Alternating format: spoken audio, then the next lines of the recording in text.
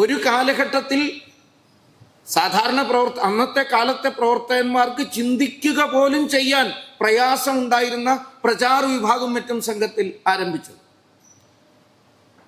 ആദ്യകാലത്ത് ചിന്തിക്കാനേ സാധ്യമല്ലായിരുന്നു. പ്രചരണം എന്ന്, പ്രചാരം എന്ന് കേട്ട പ്രചരണം എന്നാണല്ലോ അർത്ഥം. പബ്ലിസിറ്റിയും സംഘവും തമ്മിൽ എന്താണ് ബന്ധം? 3 കൊടിയ പാപങ്ങളിൽ ഒന്നായിട്ടാണ് സംഘമല്ല, ഹിന്ദു വിചാരഗതിയിൽ പ്രചാരത്തെ കണ്ടുവച്ചിട്ടുള്ളത്. നമ്മൾ 3 ദോഷങ്ങളെ കുറിച്ച് പറയാറുണ്ട്. ഒരിക്കലും ഒരു മനുഷ്യന്റെ ജീവിതത്തിൽ ആ 3 ദോഷം വന്നുകൂടാന്നാണ്. സംഘപ്രവർത്തകർക്കും വന്നുകൂടാത്തതാണ്. വിശേഷിച്ചു 3 ഏഷണകളെ കുറിച്ച് പറയും. വിത്തേഷണ, ധനത്തിനു വേണ്ടിയിട്ടുള്ള അതിയായ മോഹം. പുത്രേഷണ, സ്വന്തക്കാരെ സ്ഥാനത്തേക്ക് ഇരുത്താൻ വേണ്ടിയിട്ടുള്ള ശ്രമം. നെപ്പോട്ടിസം എന്നൊക്കെ സാഹിബിന്റെ ഭാഷയിൽ പറയും. 3ാമത്തെ ഏഷണയായി പറയുന്നത് ലോകേഷണയാണ്. എന്ന് വെച്ചാൽ ലോകത്തിന്റെ മുമ്പിൽ, ജനങ്ങളുടെ മുമ്പിൽ, എല്ലാവരുടെ മുമ്പിൽ സ്വയം പ്രൊജക്റ്റ് ചെയ്യാനുള്ള ആഗ്രഹം. ഇത് 3ഉം വലിയ തെറ്റുകളായിട്ടാണ് പറഞ്ഞു വെച്ചിട്ടുള്ളത്. അത് തന്നെയാണ്, സത്യവുമാണ്. പിന്നെ എന്തിന് സംഘം തുടങ്ങി? സംഘം പ്രചാര വിഭാഗം തുടങ്ങി. ഇപ്പോൾ വന്ന് അത് മൊബൈൽ ആപ്പിൽ വരെ എത്തി നിൽക്കുന്നു. പ്രചാര വിഭാഗം തുടങ്ങാനുള്ള കാരണം എന്താ? നമുക്കെല്ലാം ആ ചരിത്രം പഠിച്ചിട്ടുള്ളവരാണ്. ഒരു പ്രത്യേക ഘട്ടത്തിൽ ആ ഒരു പരിണതി, ഞാൻ പറഞ്ഞ ആ എവല്യൂഷൻ സംഘത്തിലും വരേണ്ടിയിരുന്നു. ആ മാറ്റം ഉണ്ടാകേണ്ടിയിരുന്നു. അങ്ങനെ ഒരു കാര്യവിഭാഗം ഉണ്ടാകേണ്ടത് ആവശ്യമായിരുന്നു. മീഡിയ രംഗത്ത്, മാധ്യമ മേഖലയിലുണ്ടായ വിവര വിസ്ഫോടനം, ഇൻഫർമേഷൻ റവല്യൂഷൻ അല്ലെങ്കിൽ ഒരു എക്സ്പ്ലോഷൻ സംഭവിച്ചു ലോകത്തെമ്പാടും, എല്ലായിടത്തും.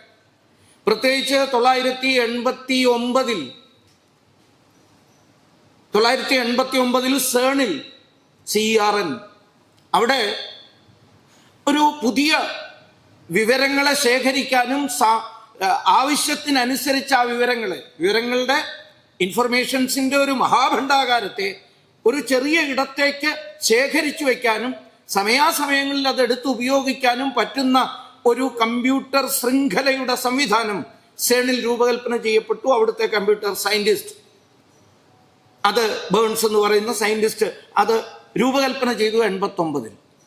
പിന്നീട് അത് 93-94 ആയപ്പോഴേക്കും ആഗോളതലത്തിൽ ഉപയോഗിക്കാൻ കഴിയുന്ന WWW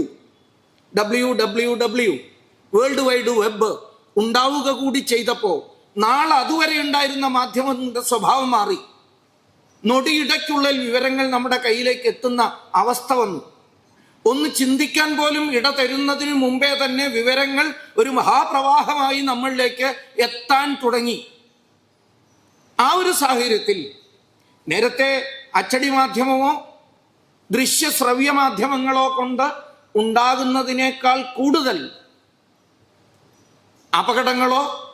അപകടങ്ങളോടൊപ്പം തന്നെ നല്ല കാര്യങ്ങളോ ഈ പുതിയ വിവരവിസ്ഫോടനം ലോകത്ത് സംഭാവന ചെയ്തു. അത് സംഘത്തിനെയും ബാധിക്കാൻ തുടങ്ങി. അല്ലെങ്കിൽ സംഘം എന്തിനു വേണ്ടിയിട്ടാണോ ജീവിതം സമർപ്പിച്ചിട്ടുള്ളത്, ആ ഭാരതത്തെ ബാധിക്കാൻ തുടങ്ങി. അതിൻ്റെ കേന്ദ്ര ആശയമായ ഹിന്ദുത്വത്തെ ബാധിക്കാൻ തുടങ്ങി. ഈ പുതിയ സംവിധാനത്തിലൂടെ മാധ്യമരംഗത്ത് വന്ന ഈ പരിവർത്തനം പറഞ്ഞു, ചില നല്ല കാര്യങ്ങൾക്കും അത് അവസരമൊരുക്കിയെങ്കിലും അതിനോടൊപ്പം തന്നെ വലിയ അപകടങ്ങളും സൃഷ്ടിക്കാൻ തുടങ്ങി. നെഗറ്റിവിസത്തിന്, നിഷേധാത്മകത്വത്തിന് വളരെയധികം പ്രാധാന്യം കൊടുക്കാൻ തുടങ്ങി സോഷ്യൽ മീഡിയയും മറ്റും ഇതിന്റെ ഫലമായി ആവിർഭവിച്ചതോടുകൂടി. രാഷ്ട്രത്തിനെതിരായിട്ടുള്ള പ്രചരണത്തിന് ഇക്കൂട്ടർ വളരെയേറെ ശക്തി വർദ്ധിപ്പിച്ചു. ആ ഒരു സന്ദർഭത്തിലാണ് പ്രചരണത്തിന്റെ മേഖലയിൽ ആർക്കെങ്കിലും ഉത്തരം പറയാൻ വേണ്ടിയിട്ടല്ല, ആരോടെങ്കിലും തർക്കിക്കാനുമല്ല, വിവാദത്തിന്റെ സംവാദത്തിന്റെ ഒരു പുതിയ പ്ലാറ്റ്ഫോം സൃഷ്ടിക്കാനുമല്ല, സത്യത്തെ ജനങ്ങളിലേക്ക് എത്തിക്കാൻ, ശരിയായതിനെ ശരിയാവണ്ണം എത്തിക്കാൻ പ്രചാര വിഭാഗം 94 ആരംഭിക്കുന്നത് ഈ ഒരു പശ്ചാത്തലത്തിലാണ്.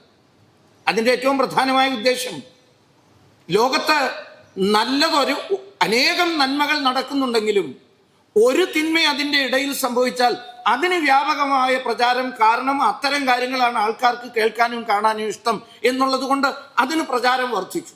അവിടെയാണ് സംഘം നിശ്ചയിച്ചത്. സംഘപ്രചാര വിഭാഗത്തിലൂടെ നമ്മൾ ഏറ്റവും ശരിയും ഏറ്റവും പോസിറ്റീവായിട്ടുള്ള സേവാ സംബന്ധമായ രാഷ്ട്ര സംബന്ധമായ നന്മകളെ ജനങ്ങളിലേക്ക് എത്തിക്കാൻ വേണ്ടി നമ്മുടേതായ വിധത്തിലുള്ള ഒരു വിവര വിതരണ ശൃംഖല ഉണ്ടാകണം, വിവര സമായോജന സംവിധാനം ഉണ്ടാകണം.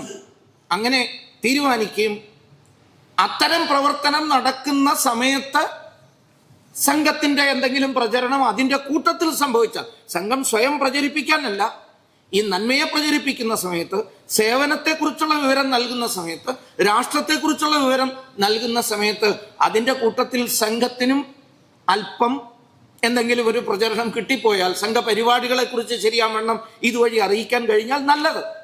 ഇതാണ് പ്രചാര വിഭാഗം ആരംഭിക്കാനുള്ള കാരണം. കുറച്ച് വർഷങ്ങൾ കഴിഞ്ഞപ്പോൾ പ്രചാര വിഭാഗിന്റെ ഒരു അവാന്തര, അതിൻ്റെ ഉള്ളിലെ തന്നെ ഒരു ആയാം അല്ലെങ്കിൽ ഒരു വിഭാഗം എന്ന നിലയ്ക്ക് വിശ്വസംവാദ കേന്ദ്രം, ശരിക്കും പറഞ്ഞാൽ ക്രോണോളജിക്കലി നോക്കിയാൽ രാമജന്മഭൂമി സമയത്ത് വിശ്വസംവാദ കേന്ദ്രം ആരംഭിച്ചിട്ടുണ്ടെങ്കിലും അതിന് കുറച്ചുകൂടി വ്യവസ്ഥാപിതമായ രൂപം പ്രചാര വിഭാഗം ആരംഭിച്ചതിന് ശേഷം വരുന്നു. കുറച്ചുകൂടി കഴിഞ്ഞപ്പോൾ ആ വിശ്വസംവാദ കേന്ദ്രവുമായിട്ടും പ്രചാര വിഭാഗവുമായിട്ട് ബന്ധപ്പെട്ട് സോഷ്യൽ മീഡിയയുടെ മേഖലയിലും നമ്മുടെ പ്രവർത്തനം ആരംഭിക്കുന്നു. അത് വളരെ വിപുലമായ, നേരത്തെ ഞാൻ പറഞ്ഞു, വിവരശേഖരണത്തിനും വിവര വിതരണത്തിനുമായിട്ടുള്ള ഒരു മഹാശൃംഖലയായി സംഘം അത് വ്യാപിപ്പിച്ചു. ഈ പ്രവർത്തനത്തിന്റെ കൂട്ടത്തിൽ ഇപ്പോ സംഘ സ്വയംസേവകർക്കും സംഘബന്ധമുള്ള കുടുംബാംഗങ്ങൾക്കും സംഘവുമായി ബന്ധപ്പെട്ട അറിവ്, ശ്രുതം, അത് നൽകുന്നതിന് വേണ്ടി ഒരു ആപ്ലിക്കേഷൻ നമ്മൾ ആരംഭിച്ചു.